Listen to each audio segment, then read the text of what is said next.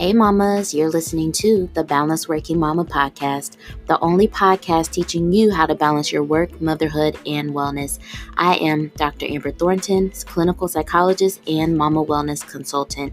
Each week we dive into tips and strategies and much more so that you too can become a balanced working mama. Let's dive in.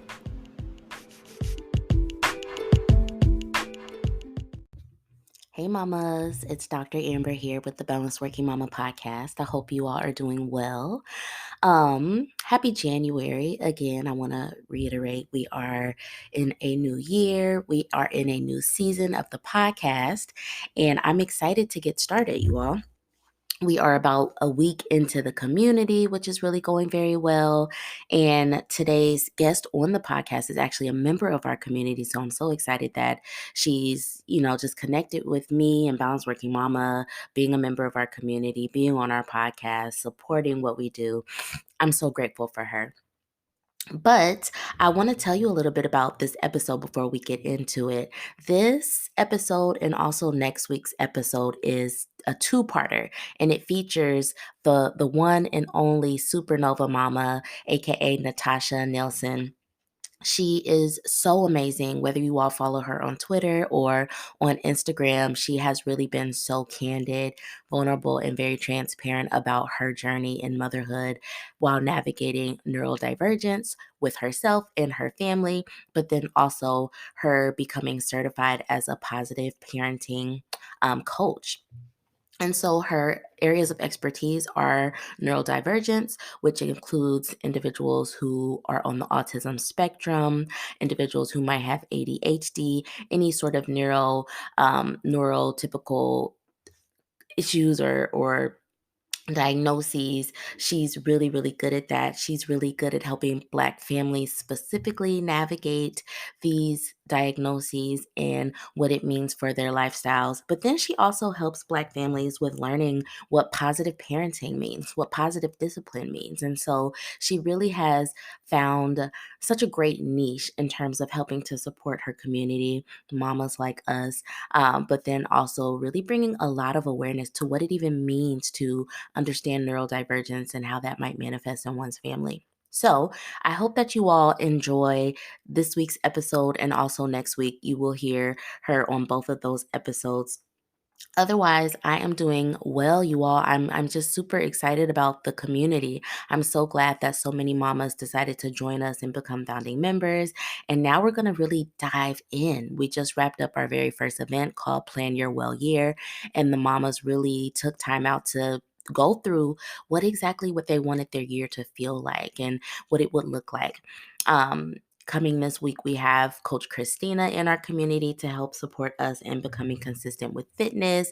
We've got so many things coming up, y'all. I'm excited about the community. So if anyone has questions about the community or interest, reach out to me, let me know. At this time, the community is closed. However, we plan to open it up probably in a month or so. But either way, if you know you're interested, reach out to me, let me know, and we can talk about that. Okay? Well, I hope y'all enjoyed today's episode and talk soon. Hi, Tasha. How are you? Great. How are you doing? I am great. I am just excited to talk to you. I've been waiting for this for a long time. Yes. I'm Yes. so long. Oh my goodness. I'm so excited to talk with you, and thank you for making the time because I know that, well, we both are very busy with our two children and all the things. But I just want to thank you for coming and chatting with us today. But first, I know that most people are probably familiar with you. I know that you participated in our retreat, and I feel like I talked about how we met one time on social media, but you go ahead, introduce yourself, and tell us a little bit about the work that you do. Absolutely. So, hello, you handsome and gorgeous lot. I am Tosh. I am the mom behind Supernova Momma. I am a autistic Black veteran mom of two autistic little girls. I am married. My husband has ADHD. We aren't sure about autism, and he's looking into the process of checking into that. So we are the neurodiverse Nelsons. I am a certified positive discipline educator for both in the classroom and for in the home with parents. I have had those I've been certified since beginning of this year, but I've been practicing positive discipline in my home and with my nieces and nephews for about 3.5 years now. I chose positive discipline because I had a really rough childhood. And I didn't have a really rough childhood because my mom hated me or didn't think I was great or anything. My mom loved me very much, but my mom didn't have any of the tools to know what to do besides spanking, yelling, and hitting and getting out her aggression because she hadn't dealt with her issues and trauma and emotion. And so that continued on to me and my siblings. And so when I decided that I wanted to have children, I said, I don't want to spank and yell, but I don't want those spoiled, entitled kids either, right? So, and so in the beginning, I was in the military. I'm a veteran. Me and my husband were saying, oh, well, we can smoke them like how the military does, right? So we'll have them doing squats in the corner. But as we got higher in the ranks and we realized how detrimental smoking soldiers was, that was something we stopped doing in our leadership. And so it's like, well, that can't be done to our kids either, right? So then I was like, okay, well, then I need an alternate tool. And I found positive discipline. Positive discipline, the method and the methodology is dear to my heart because the foundation of it is two psychologists and psychiatrists from the time of Nietzsche. They were actually friends with Nietzsche. One is Alfred Adler. And I love the foundations of his theories, and then Rudolf Dreikurs. And so our founder, Jane Nelson, took those two philosophies and pretty much pulled from those and developed positive discipline. And the foundation is that children need to feel a sense of belonging and significance. And so you need to have the kind, the respect and the love, but you also need to have the firm of boundaries and limits in order to teach them characteristics and skills to make them I don't want to say outstanding, but yeah, because you don't have to be Bill Gates to be an outstanding citizen or person, right? You just have to be caring, empathetic, respectful, and enthused. And so, yeah, that's positive discipline. That's why I chose it. I practice it on my two children who are both autistic. And so my focus with positive discipline, unlike other people, is specifically for neurodiversity and or Black families. I say that because I'm all for all neurodiverse people, I'm all for all Black people, and I'm all for Black neurodiverse families. But that is my specific focus. So when you take my courses, we're going to be looking at generational trauma and the differences in generations and why different generations parent different ways. We're also going to look into neurodiversity and how different people are and how you can support a neurodiverse child. Those aren't necessarily in everyone's positive discipline courses. They are in mine. So it don't matter who you are. If you take my course, you're going to get that information. And that's me. Wow. Tasha, you're just so good. I just love all of this. I really do. And I know I was just telling you before we hit record, but I'm truly so proud of you because I know that many of us came to know you from Twitter. And you sharing like your videos and like how you parent your two girls and just the experiences that you all have as a family. And I just think that I don't know, it's just such a gift in my eyes of you, like really, truly wanting to get into this work because of your past experiences, but then also for your desire to parent your babies in a different way, and then wanting to share it with all of us too. So I'm truly so proud of you. And I was going to ask you what led you to focus and become passionate on this work specifically, but I feel like you said it. And what I heard you say was that it sounds like there was like a bit of your reflection on how you were parented, and you realizing that your mom did the best she could, but maybe didn't have all the skills and the tools that you have now, but then also looking forward and wanting something different for your girls, especially as a neurodiverse family. So it sounds like that is what led you to this work, but let me know if there's something different or more. Absolutely. Well, so when I decided to have children, I also had decided to heal with my mom because prior to having children, we had spent about 3 years not speaking at all. Wow. And so we decided to go to therapy separately and then sit down and talk and do some, together. And healing with my mom also helped in the positive discipline, because I'm going to be honest, when I originally went to positive discipline, when I was researching it, it was because, my childhood is off, my mom was garbage and I need another one. You know how it goes. I don't want to be like her. But a part of my growth and journey in this was realizing that my mom wasn't trash, but that she was doing the best that she was generationally. This trauma has been brought specifically to Black families through colonialism and, the Industrial Revolution of treating children as a separate entity, as almost inhuman and different. And it continued on. And so I realized that my mom didn't necessarily have those tools. And so it's one of those things, in positive discipline, I tell families, we don't blame, shame, and guilt. We acknowledge, we accept responsibility, but we don't blame, shame, and guilt. And so I try to look at it from that way. Was my childhood very hard, very traumatic? Absolutely. Did my mom do that maliciously? Absolutely not, so. Yep. So yeah, that's what brought me to positive discipline. It was more so building with her. Went from, everything, my mom was awful, we need to find something better, to I need a balance and I need something that gives grace, because yes, what I was working on was giving her grace, and positive discipline was that for me. Ooh, I love that. And I think it just reflects too how in the work that you do, it's just so like cyclical and full circle. It's like, I think a lot of times we as parents get into these, exploring like how we want to parent because we're thinking about our children. And then in the midst of it, we realize like, oh, this has a lot to do with me.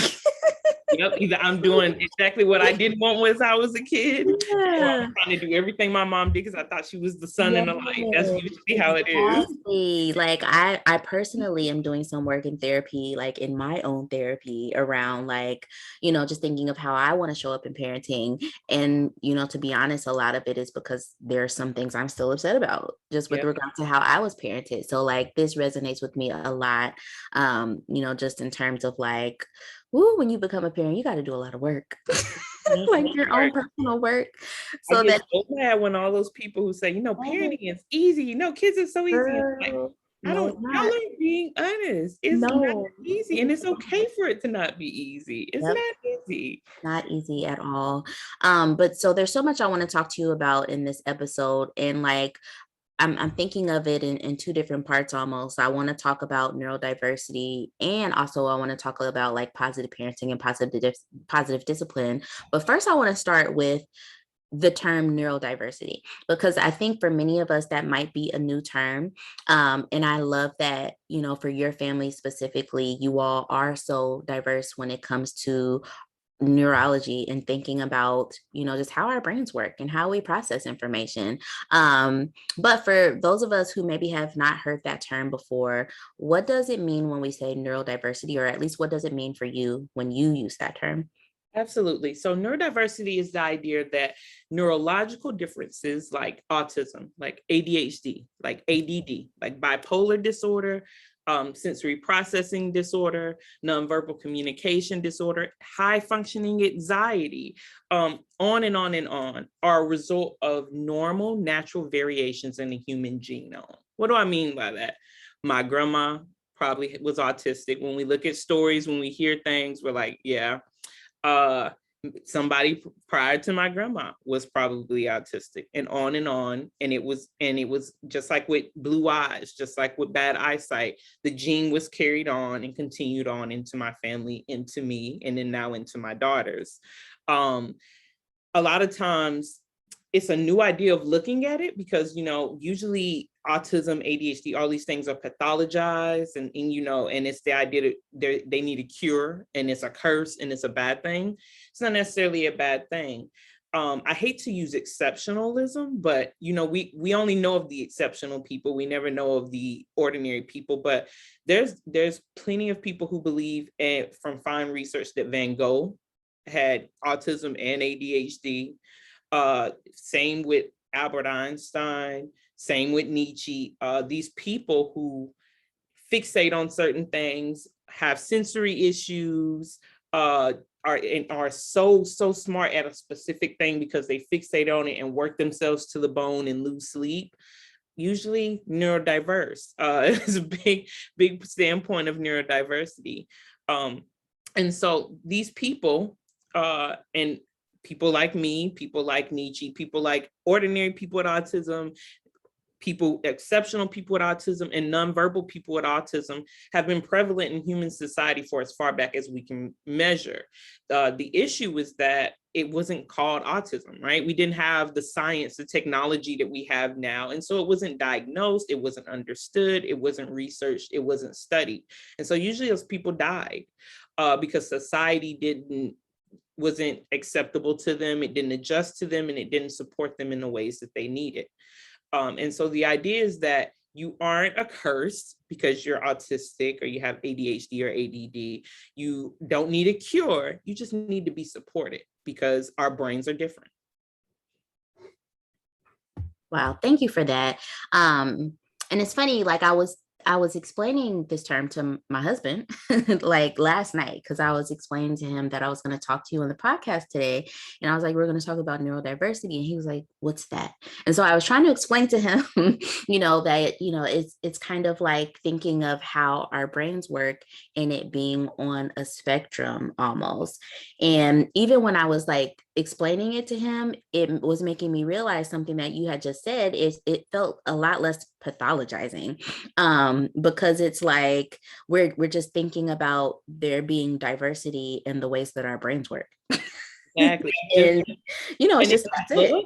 And when I tell people all the time, it's so funny because it's neurodivergent and neurotypical are the distinctions, right? You're neurodivergent, that means that you think differently. Your brain is wired a little differently than the typical person. But when you start looking at all of the different neurodiversities, anxiety, depression, gifted, all of these things fall under neurodiversity.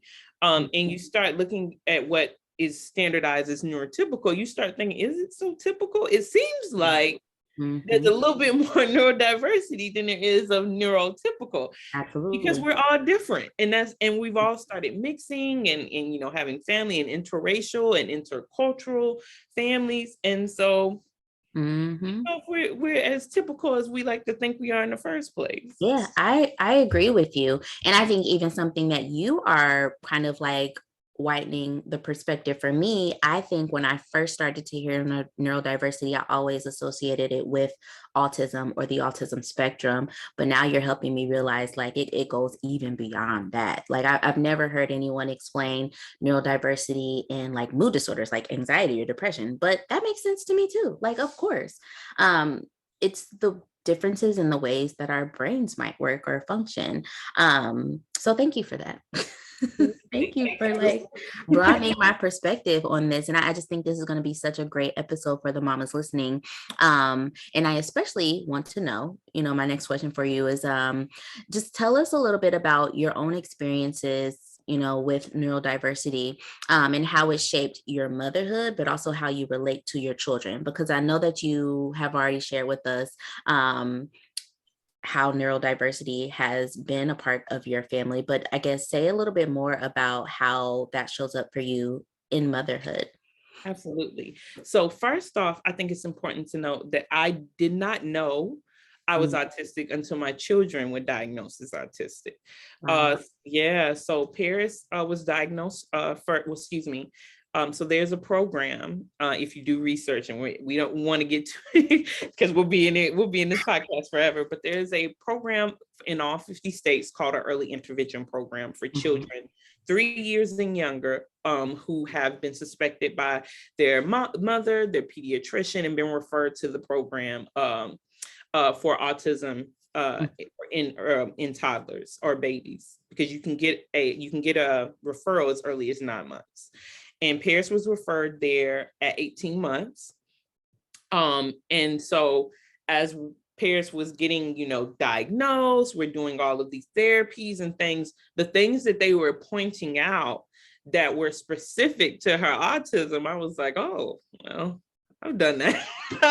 Like, you know, Yes. but with Paris, it wasn't as big. It was like a few things. And so I was like, well, she is my daughter, you know, so maybe she just has some of my traits, but she also has autism, you know.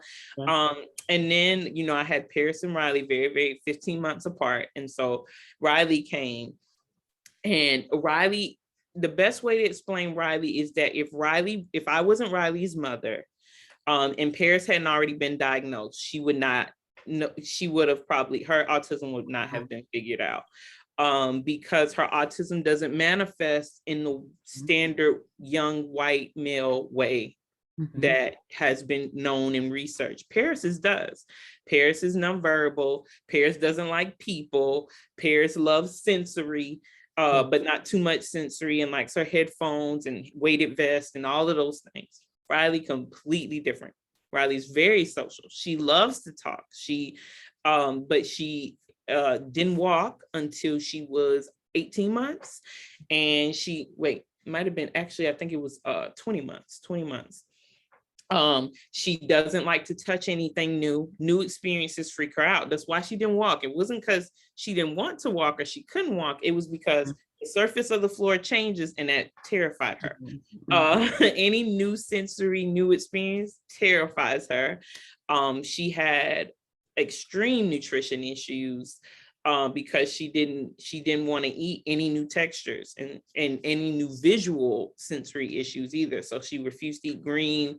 It was a lot. And so, but she talks, and she loves to talk, and she hugs, and she loves to be the center of attention.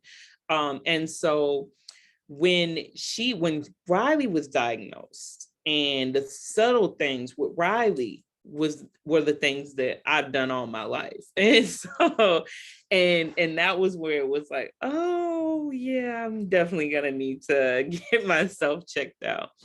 And so when I got myself checked out, and of course came up that I was autistic, and then my husband, when it came out that he was ADHD, and I was like, I really think you're autistic too, player, but okay.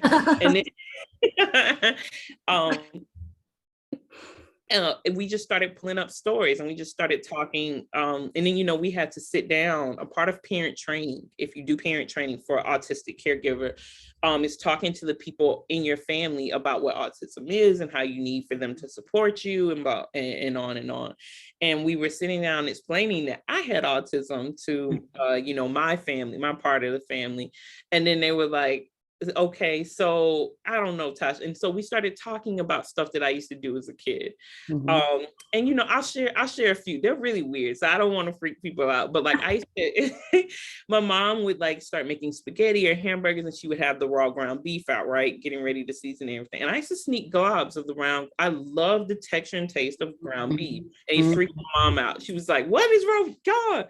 And so, but when we talked about it, she was like, yeah, that was just one of those weird things you used to do. And I looked at her like, you're explaining away what I'm telling you. So then we went on to how I fixated on books, to the point where I would fall in ditches. I almost got hit by cars. I would walk and read. The only time I got in trouble in school is because I would hide books and fiction books in the textbooks during class.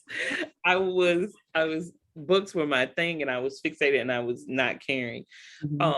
And my mom was like, yeah, but that's just because you're nerdy. Like, so there were things away. I didn't stop sucking my fingers until I was in middle school, but only because for the first time, some little boy said something sexual and uncomfortable to me, and it you know, and then the hands went out. But besides that, but I stopped sucking them in middle school, high school. It was around that time frame.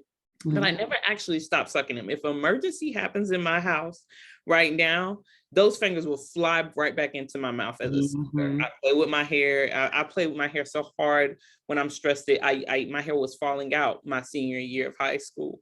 And so it was just little things like, and we were talking about it, and my mom was like, well, if that's the case, then I'm autistic. And I looked at her like, yeah, I think so, but I don't.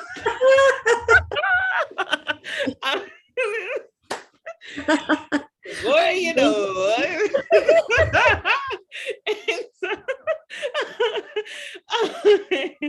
But yeah, and so Yep. people hear autism and Yep. they see, these things that they've seen on TV, and they see, the super Mhm. smart whiz kid or the nonverbal can't do anything for themselves kid. That's it, right? And usually both those kids are a white male.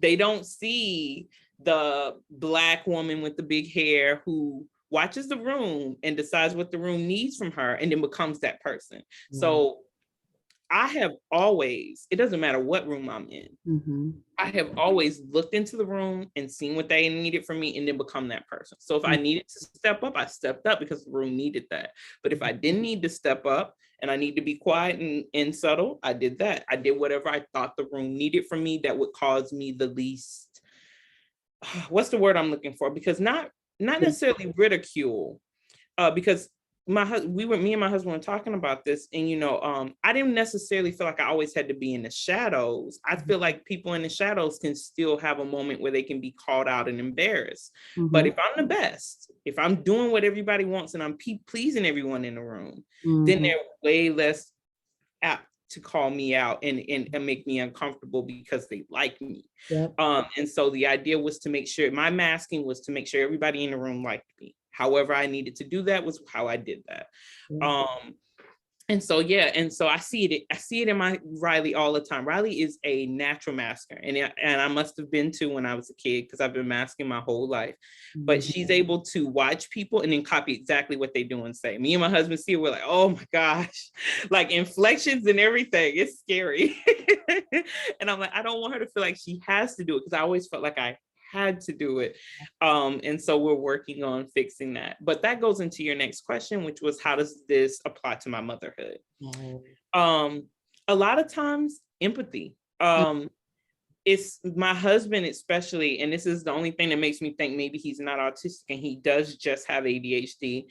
He gets so weirded out by are particular things. There's certain things that we like to do or we like to feel or we that is just us. And so he'll be like, don't do that. And I'll be like, why? Why doesn't she need to do that? Is it causing any harm? It's just nasty. It's nasty to you. Yeah. It's not nasty to her. And so if it's not a security issue and it doesn't cause any harm, why can't she do it? Even out and about, same thing. So it's it's being able to empathize with them Yeah. and realize that and being open and okay to being different. Yeah. Because I've always been different, I'm a lot more open and okay with that. And honestly, it depends on the place, but a lot more comfortable in looking at other people and asking them why they aren't comfortable with it either. Ooh, that's deep. Ooh, I felt that. I don't know. There was something there, what you just said, like really like that was it. Like you just, saying you're more comfortable, but also really kind of like putting it back into other people's face, like, and why are you not comfortable? You know what I'm saying? Wow, that was really, really amazing and fascinating to hear. And one thing that I'll say again, I've just learned so much from you and your experiences and what you do share with us on social media and whatnot. I remember there was something that you were saying about Black girls severely being misdiagnosed or underdiagnosed with regard to being on the autism spectrum. Um, and you were one of the first people to like really just shed light on that. And even me as a psychologist, it was like, oh, wow, she's right. Because when we think about autism, we do think about like young white boys. It's rare that we think about girls, but especially not Black girls. And so, I just think it's such a good thing that you and your girls are so informed. And they have you, to be honest, they have you because you understand them and you're so committed to, continuing to understand them. And I think the unfortunate part is that there's so many families who don't have those skills, don't have that. And a lot of young Black girls and some of our Black boys too won't have what they need, the environments they need, the tools that they need. But I'm glad we have people like you to help us with this. Um, and I do want to ask, well, I guess, what advice do you have for parents who might be navigating similar challenges related to the autism spectrum or other forms of neurodiversity? Whether it's them just realizing that there's maybe something different, or maybe them just getting a new diagnosis for their child or even for themselves. Like what advice do you have for them? So my first piece of advice is not to stuff your feelings. Um, I know that the internet is going to tell you that you shouldn't feel bad at all that your child has any type of neurodiversity. I don't necessarily agree with that. You've been socialized your whole life to have this idea of your kid who's a mini you and does, blah, blah, blah, blah, blah. And now that socialization idea, that dream it may be in the tank. And it's okay to grieve that a little bit. But what I don't want you to do is to get stuck in your grief and not move to start planning and supporting your child. And so it's okay to have that moment and acknowledge your feelings and work through your feelings. But then it's also important to plan and support and step up for your child, because doing the support you give them to make them have just as even the same life, it just may be a bit more work, or the life that they want. Because at the end of the day, what I tell parents all the time is, you could have had this dream of your child being a mini dancer, and they could have not been neurodiverse and been neurotypical and still been like, nah, I want to be a ball player, I don't want to dance, I ain't dancing. Because that happens all the time. Okay. and so just be open to the fact that your child is a human who has their own ideas, their own thoughts, and their own quirks, and support them, and you can have whatever best life that you can have for them. And I really feel that way. I have a nonverbal child right now and a verbal child, and we support both, and they both have the best experiences that they can have possible. And we still think they can both do anything that they want to do. Mm-hmm. I love that. And thank you for just normalizing that part, because I do think we often get this like very overly positive stuff on the internet that's like, no, your child's great regardless. But there is a grieving process, I think, for any parent who maybe is faced with a reality that they weren't anticipating, whether it's regard to neurodiversity or like physical differences, like whatever it is with your child. It's okay to feel some grief about things not going the way you planned. And then, like you said, don't get stuck in that, though. You have to move forward because your child needs you. Right. They need your support. Right. And so support. So you got to have a plan. I'm telling you, it's not an easy job. And that's why I say the grief is okay. A lot of times people are like, oh, you should just be happy. You're going to have a little bit more work. You're going to have a little bit more of a job of being a parent. And being a parent is already tough. Even the rich person with the nanny is still struggling a little bit with parenthood. So the neurotypical mom or the neurodivergent mom with the child with autism is going to have a little bit more work in being a parent. And to not acknowledge that, I think is being purposely obtuse. And I think sometimes that's what happens is we get into these social justice movements, autism acceptance. Absolutely, you should accept it. Absolutely, it's a beautiful thing. Being different the way we are. I love some of our differences, but it is a little bit more work. Yep, absolutely. Mm-hmm.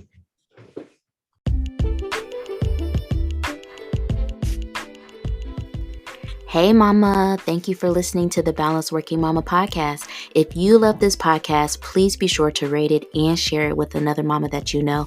And don't forget to follow me and Balanced Working Mama on Instagram. I'll talk to you soon.